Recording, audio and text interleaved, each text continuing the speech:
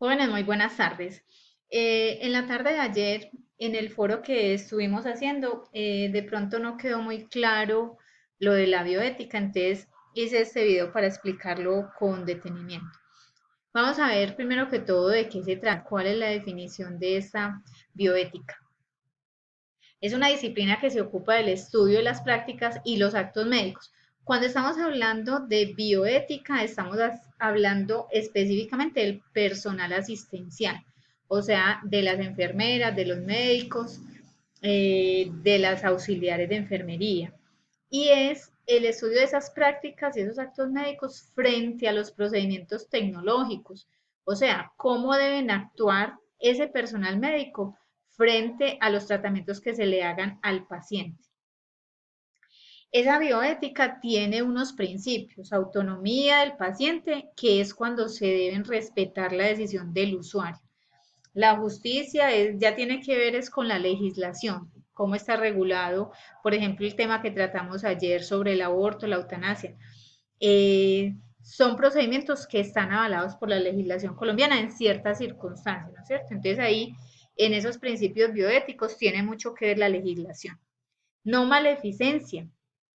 Eso se trata de que el médico no va a utilizar el paciente, por ejemplo, para hacerlo sufrir o para hacer algún tipo de procedimiento que no es el adecuado, como por ensayar. Hay algo que se llama los tratamientos experimentales, eso es diferente.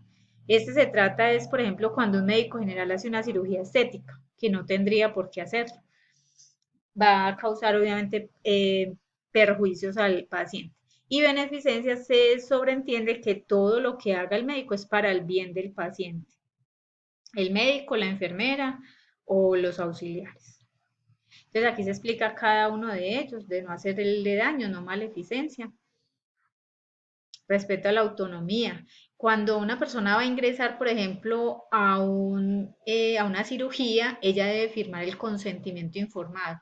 ¿Qué es esto? Donde se le está explicando al paciente qué es lo que le van a hacer y cuáles son los riesgos que va a tomar en esa cirugía. Y esa persona puede decidir si se hace el tratamiento o no. Anteriormente solía pasar que a una persona, por ejemplo, si tenía cáncer, no le decían. El médico le contaba a la familia y la familia decía, no, no le vaya a decir al paciente. Y eso se hacía de esa manera. En este momento el médico tiene la obligación de decirle al paciente todo acerca de su enfermedad, los riesgos que hay de una determinada cirugía. Si, por ejemplo, la van a operar de una escoliosis, la escoliosis es una desviación de la columna y esa cirugía puede traer como consecuencia que la persona quede inválida.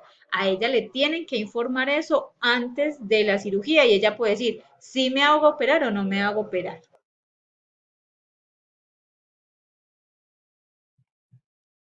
Esta de respeto a la autonomía se plasma básicamente con respecto a las cirugías en el consentimiento informado. Ese sería como el documento que más representa la autonomía.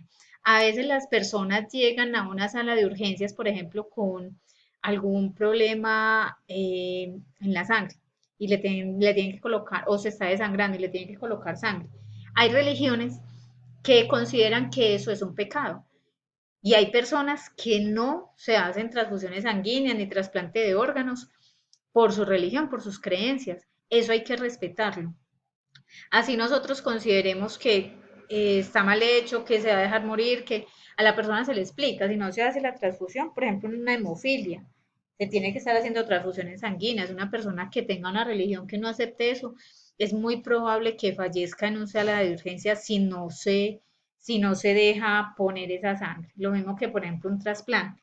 Sin embargo, nosotros tenemos que aprender a respetar la autonomía que tiene el paciente para tomar esas decisiones.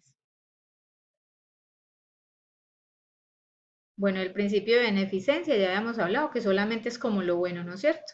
El principio de justicia, entonces ya tiene que ver es con las normas, con todo lo que regula la ética y la normatividad dentro de una institución. ¿Qué tiene que ver la bioética con nosotros? Y lo que les preguntaba ayer de la relación que tenía con el aborto y la eutanasia. Eso tiene que ver porque no solo los médicos al relacionarse con lo de la bioética, sino nosotros también estamos inmiscuidos en algo que se llama humanización del servicio. Nosotros debemos tratar con respeto a las personas y de aceptar las decisiones que tomen. Cuando estábamos hablando ayer, por ejemplo, en el foro que les decía de la niña que se iba a abortar, que no iba a abortar, que la mamá decía que sí, que no, todo esto. Nosotros en una sala de urgencias o en un servicio de eso no podemos cuestionar, criticar, ni juzgar a una persona que toma ese tipo de decisiones. Nosotros tenemos que aprender a respetar la decisión de esa persona y, eh, y aceptar lo que está diciendo, así a nosotros nos parezca, ¿no es cierto?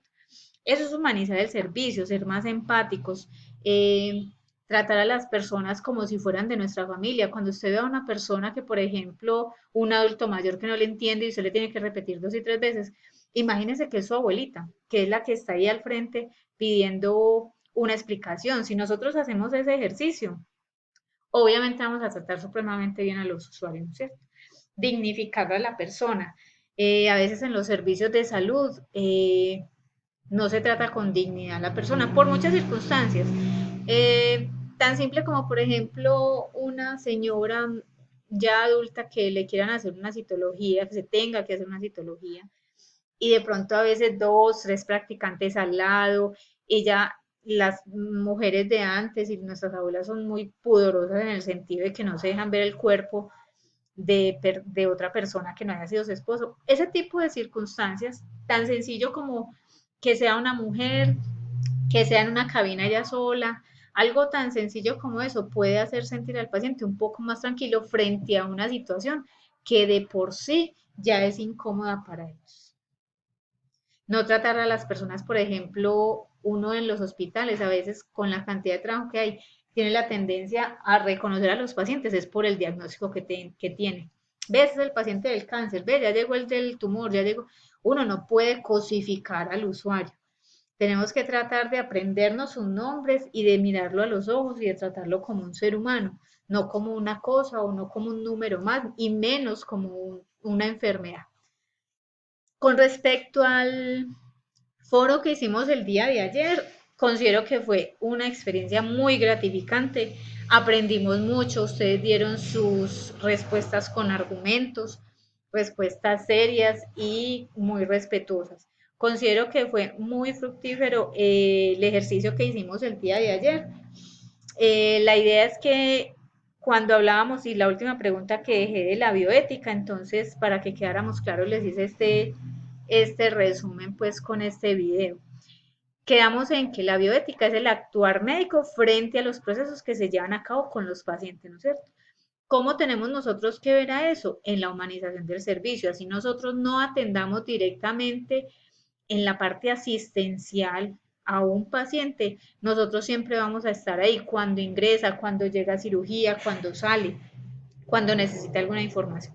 Entonces tenemos que aprender nosotros también a introyectar esto de la empatía y de tratar a los usuarios y que el servicio sea humanizado.